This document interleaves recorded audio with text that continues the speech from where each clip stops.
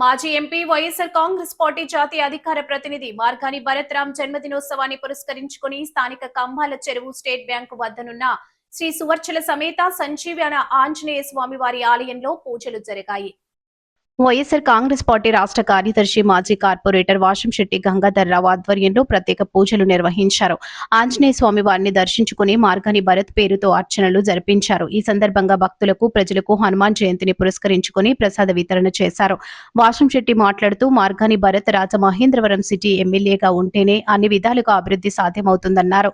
హనుమాన్ జయంతి రోజునే భరత్ రామ్ పుట్టినరోజు కావడం తమకు చాలా ఆనందంగా ఉందన్నారు. రాజమండ్రి ఆటో వర్కర్స్ యూనియన్ నాయకులు, quarry lorry union drivers, auto కార్మికులు పెద్ద ఎత్తున పాల్గొన్నారు.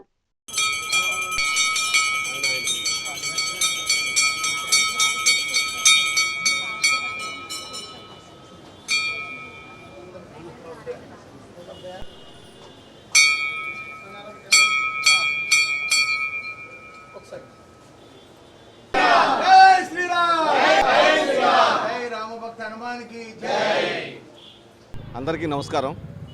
ఈరోజు గౌరవనీయులు రాజమండ్రి పార్లమెంటు మాజీ సభ్యులు వైఎస్ఆర్సీపీ జాతీయ అధికార ప్రతినిధి శ్రీ మార్గాని భరత్ రామ్ గారిది పుట్టినరోజు.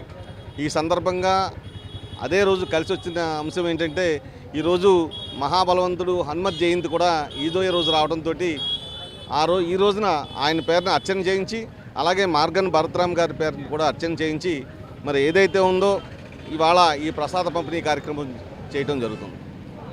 ఇవాళ మళ్ళీ ఆయనకి ఒకటే చెప్తున్నాం, ఈ రాజమండ్రి అభివృద్ధి చెందాలంటే మార్గాని భరత్ రామ్ గారి యొక్క పరిపాలన రావాలి.